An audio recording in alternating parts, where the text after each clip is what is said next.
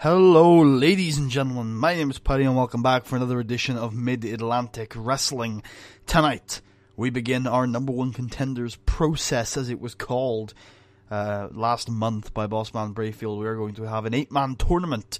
Tonight's final 4 matches of the evening are going to be quarterfinal matches. The winners will move on to old school rules in the semi-finals. The victors of those matches will move on to the finals. A Texas death match in our main event of next month's show, with the winner moving on to Fan Festival, taking on Ernie Two Belts, the world's heavyweight champion, and our reigning, defending, undisputed heavyweight champion of the Mid-Atlantic, Ernest Youngman, for his Mid-Atlantic heavyweight championship. That's the situation as it goes. It's going to be probably a short episode tonight. Let's cause no bullshit, aside from pointing out that the economy is finally on the rise after crashing out, and hopefully will recover by October. Let's get started. Ladies and gentlemen, as we kick off the night with the Southern Stars picking up a big victory over the Heartbreak Express.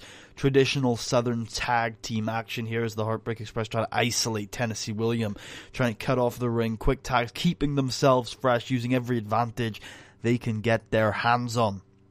You know, kind of getting those cheap shots in, those donkey punches in, as the referee's back is turned, trying to wear down and grind out Tennessee William. But Tennessee William has that Southern heart, has that Southern desire. Former Mid-Atlantic Wrestling Tag Team Champions, the Southern Stars, and Tennessee Williams jumps, leaps, vertical leaps across the ring, getting that tag off to Animal Harker, one of the hottest tags in the business today.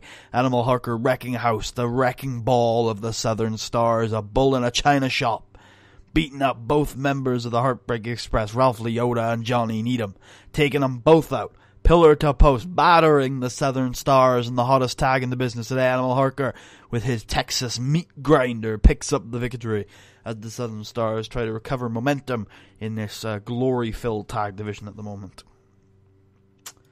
We move on, of course, to the big money monster, James Diaz, taking on Cowboy Brad Blaze. Cowboy Brad Blaze, of course, a professional cowboy. And there's only 2 things he knows for certain: cowboying ain't easy. And those fists can take on anyone in the business today. And that's exactly what Cowboy Brad Blaze tries to do. He takes on James Diaz, big money monster, the man who holds the briefcase that gives him a Mid-Atlantic Wrestling title shot whenever he pleases. He has yet to cash it in. He's got a long time to do so. He's got until next January to do so. So he's taking his time, he's being cerebral, perhaps on the advice of the management consultant MC Motormouth, his agent, as it were, his handler. Perhaps giving him advice as to when is the correct time to cash in that briefcase, to cash in that big money title shot for the big money monster. And it is not tonight, at least it's not likely tonight, because Ernie Two Belts is not here. Although Cowboy Brad Blaze is, and Cowboy Brad Blaze tries to take it to James Diaz, trying to use those fists. You know, he has not been the most successful competitor in Mid-Atlantic Wrestling since his debut 10 years ago, or maybe 7 years ago. It hasn't been long. Well, actually, it's been a while, is what my point was trying to say. It's been a while since Bradley Blaze made it here to Mid-Atlantic Wrestling, and he's tried to stand up to some of the biggest and baddest, and although he's not been as successful as you like, he has done his best, and he has proven his worth, and indeed he does so again tonight with a spirited performance against the big money monster, a guy who we called last year had the best title match performance ever in history to have not actually won the title. And tonight, James Diaz once again shows his prime potency, shows his ability, that aggression, that incredible natural ability, as he hits the ropes and he defeats Cowboy Brad Blaze with that monster mash.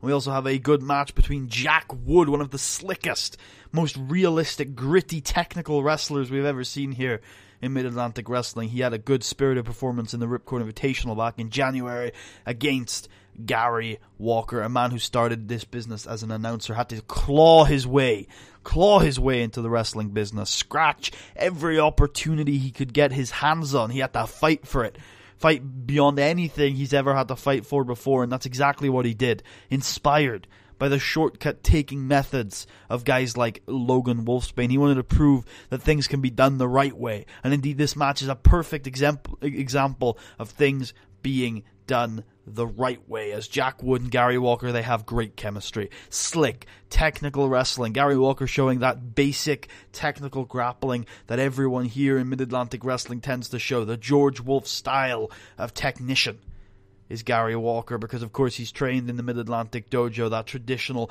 American style. You just know the basics. You can go from hold to hold. You can work a limb.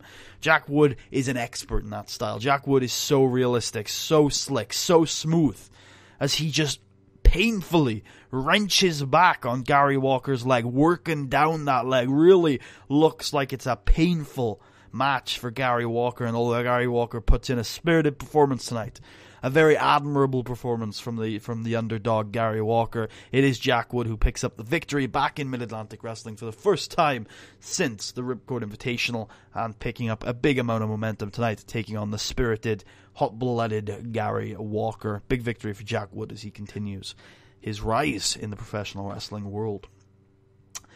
Now, ladies and gentlemen, we move on to our quarterfinal matches for the number one contenders tournament. Of course, this will all end next month at Old School Rules, but who are going to be the four competitors who make it to Old School Rules? We're starting off with the architect, Dewie Archer. Is it Dewie Archer starting? I think it is Dewie Archer. We'll find out. No, it's not. It's Austin Smooth and Kamikaze. Austin Smooth and Kamikaze. Big match between these two as Kamikaze takes it to Austin Smooth. Kamikaze, of course, the number one contender last year, had a really good start to 2022, has had less of a good start to 2023, although he is a compatriot of one of the greatest tag teams in the history of the business, 3-time Mid-Atlantic Wrestling Tag Team Champions, and the current World Heavyweight Champions. Won a 3-way tag team match with the Aces of Mayhem and the Dynamite Express last month. But of course, this is about Kamikaze. This is about his singles career. And we know Kamikaze, he shares that attitude of Devil May Care. He is the reckless, the high-flying, the innovative man, formerly known as Shin Ikami. He's been all over the world, and every single time he goes to a new country, he seems to be more and more innovative. He seems to come up with something new that puts his opponents off their game. And tonight, he does it again, taking it to Austin Smooth. We saw against Ernest Youngman last year that Ernest was completely put off his game against a guy like Kamikaze, because he's just so fast, so furious. You don't expect the aggression and the pace that Kamikaze brings to a match like this. And indeed, he puts someone like Austin Smooth, who's much more comfortable when Austin Smooth has to set the tempo, when Austin Smooth likes to transition slowly and smoothly from hold to hold, limb to limb. He is that technical, flashy grappler that we have grown to love here at Mid-Atlantic Wrestling, but he is put off his game by a fast Valhalla boy, Kamikaze, as he jumps from post to post, from pillar to post, jumps over the top rope, everything Kamikaze is known to do. High-risk maneuvers, not caring for his own safety. He said before, it doesn't matter how many concussions or broken bones you rack up, so long as at the end of the day, you get to the end of that tunnel, and there is glory waiting for you. And tonight he sees the ultimate glory, a shot at Ernie Two Belts, a shot at the Mid-Atlantic Heavyweight Championship, and indeed, perhaps a shot to prove himself to Ernest Youngman, a shot to become Ernest Youngman's tag team partner, going in to an attempt by Ernest Youngman to become a tag team champion right here in Mid-Atlantic Wrestling and abroad in the World Tag Team Championship scene. He sees that glory and he cinches on it. And he tries to take it to Ernest Youngman. See, that's how similar these two guys are to Austin Smooth, who, of course, he came back to Mid-Atlantic Wrestling 2 months ago. One of the most successful territorial wrestlers in the history of the Confederation of the Territories. Last year, ranked second in the Confederation of the Territories rankings, second only, of course, to Ernest Youngman, who is an exceptional talent himself. Austin Smooth wins everywhere he goes. He's easy money. And indeed, when he came back to here at Mid-Atlantic Wrestling, the first target that he talked about was Ernest Youngman, because he sees him as the wrestling machine, the best there's ever been. But he thinks that machine-like attitude, it lacks the heart, it lacks the passion that you need to be successful in professional wrestling, and we've seen otherwise. We know Ernest Youngman has that passion, but all Austin sees is a machine, not a human being with a beating heart like Austin Smooth. And indeed, Austin Smooth, with that traditional, that excellent smooth hold, picks up the victory tonight, will go to Old School Rules. Big victory for Austin Smooth. And indeed, after the match, he picks up the mic and he echoes the sentiments that he talked about those months ago, and he says, My name is Austin Smooth, and I am easy money, and I've won everywhere I've been. I've won everything there is to win except for right here in the greatest territory on the planet, Mid-Atlantic Wrestling. And I look into the eyes of Ernest Young when I see a man who is a great professional wrestler. But he does not have the heart, he doesn't have the passion, he doesn't have that killer instinct to be the ace of this company. He doesn't have the killer instinct to be the ace of the territories. And so it's about time that I show him what a real man is capable of doing. Austin Smooth on a roll, excited. Can he pick up the victory next month in the semifinals? And of course, before his match, we get MC Motormouth coming out with Dewie Archer. And MC Motormouth says, "My name is MC Motormouth, and I am the premier management consultation specialist in the United States of America, in the Confederation of the Territories. And I have the greatest wrestlers in the world on my client sheet. You look at the list of people that I serve, and it is the dream team. It is the MVPs of professional wrestling. You're talking about guys like the Big Money Monster. You're talking about guys like James Diaz. You're talking about guys like the greatest transitional crossover athlete in professional wrestling today, Jack Wood. And now, finally, you're talking about guys like the Architect. You're talking about guys like Dewie Archer. Dewie, tell him.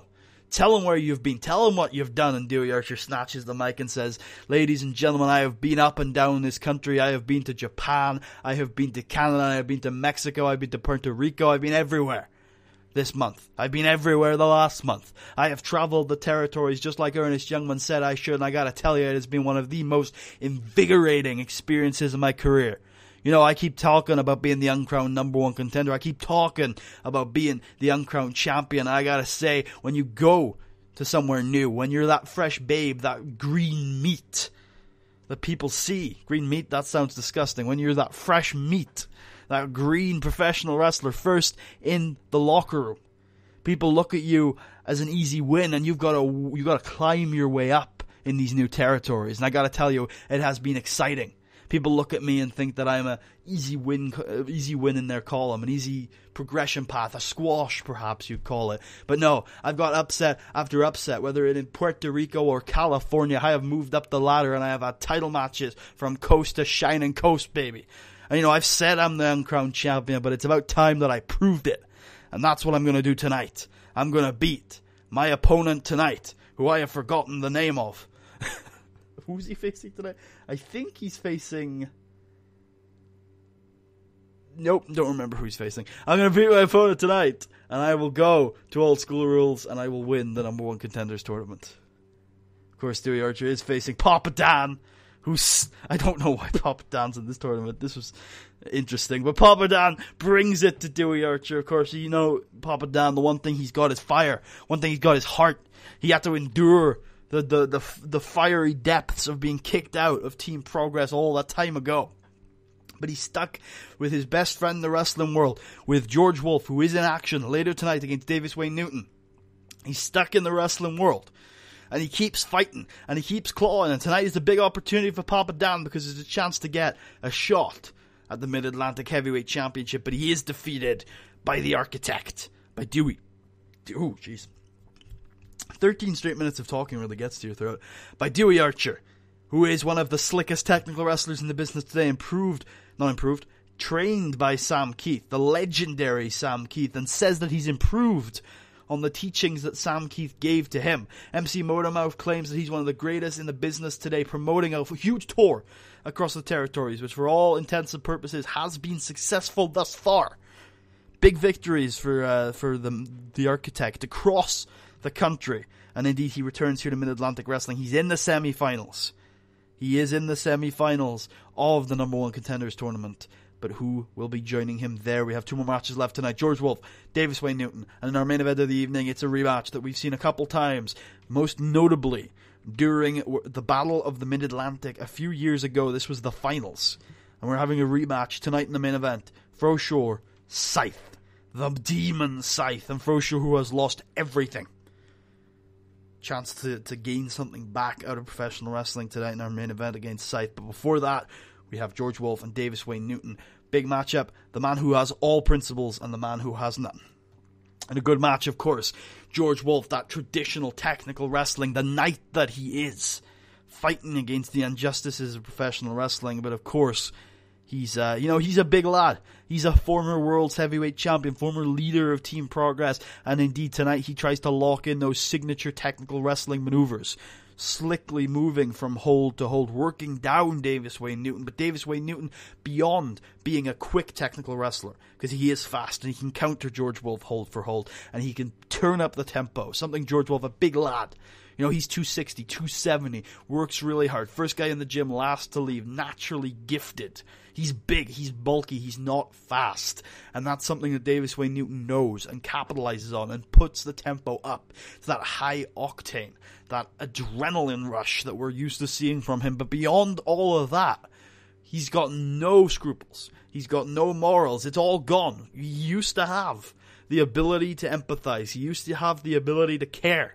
He used to be a man of principle and a man of honor. But all that went out the window when he didn't get his way. All that went out the window when he saw opportunities. And quite frankly, he is sick and tired of earning shots. And tonight, when the ref's back is turned, he just rakes George Wolf's eyes. He hits him with those low blows. He does everything within his power to gain an advantage over the big bad wolf. And indeed, he does gain that advantage over the big bad wolf. Rolls him up, grabs the tights. Victory for Davis Wayne. He's through to the semifinals next month. Probably against Austin Smooth. That's going to be a good match. Excited for that one. Up next, ladies and gentlemen, is our main... I'm going to have a drink on camera. I haven't done this in a while, but I have a bottle of water next to me. What lovely hydration. Our main event of the evening, Fro Shore taking on Scythe in a rematch of their the Battle for the Mid-Atlantic finals only a few years ago during the Gauntlet. That was the Battle of the Mid-Atlantic, Battle for the Mid-Atlantic final matchup in that Gauntlet. Scythe took everything away from Fro. I believe it was... No, I think Scythe actually beat... It wasn't the finals. I think Scythe beat Fro and then went on to lose to someone else. I'm not sure who it was. But Scythe beat Fro in the Battle for the Mid-Atlantic after Fro had done so well in that Gauntlet. Had done so well. It was so close to main eventing where it all begins again, but it was all taken from Fro by Scythe. And these two have had many battles over the years. They've each gotten the better of each other. But tonight it ends, and the winner goes through to the semi-finals of the number one contenders tournament. Old school rules, and in a good match, of course, Scythe tries to use that demonic, brutalizing style, crashing down on Fro's head and Fro's neck and Fro's arms with those brutal strikes, those vicious, nasty strikes, really taking it to Fro Shore. But if there's one thing Fro is completely capable of, it is getting in a brawl.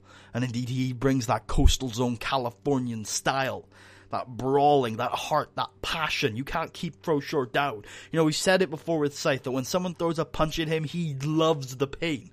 Whether he's inflicting it or taking it, he enjoys it. That's what he's in professional wrestling for. With Fro, the reason why he's able to overcome, the reason why he's able to rise above, is not because he enjoys pain, but because he's willing to take it to get what he needs. And of course, he's lost everything else in his life, whether it be in his personal life, whether it be in his, professional life. The one thing that Fro Shore has left is Mid-Atlantic wrestling and professional wrestling in general. And he needs to get that glory. He needs to get that better life out of professional wrestling because it's taken so much from him. Whether he'll be happy with that championship lifestyle, without what he's lost, without that family life that he lost, that he left behind, because he was strained, because he had to come out here and fight for a better life. Whether he'll be happy with it without all he's given up, I don't know. But that's what he fights for, and it's so much fire and passion that he draws from it. It's so much heart that he's able to pull from that desire, that need to win, that need to be better than he is. And so he is able to stand up to the demon, the monster, the former Mid-Atlantic heavyweight champion, one of the most dominant champions in history, Scythe. And he stands up to him, goes toe-to-toe with the monster, battles back, fights so hard does Fro Shore, knowing that this is his one chance, and he fights so hard. Battles back against everything Scythe can throw at him, and Scythe cannot keep Fro down. Fro will not be kept down, and he battles up. He gets to his feet. He keeps fighting through a bloody mask. He smells, he tastes, he feels the blood, sweat, and tears that he is dripping, but he will not stop until he lifts the monster up and brings him back down with a sure thing and picks up the victory. Fro Shore, Davis Wayne Newton, the Architect Dewie Archer, and Austin Smooth are your semi-finalists for the number 1 contenders tournament next month at Old School Rules. Thank you all for watching. I hope you guys enjoyed. If you did, please leave a thumbs up. Check out the rest of the series. Subscribe if you haven't already. If you're feeling especially generous and particularly like the episode, there is a link to my Patreon in the description if you want to hear me ramble about stuff. There is a link to my Twitter in the description. I hope you guys enjoyed the episode. I actually had a lot of fun tonight. I wasn't expecting to. I threw together the show pretty quickly. But I like it. I think it furthers things. So I hope you guys enjoyed it too.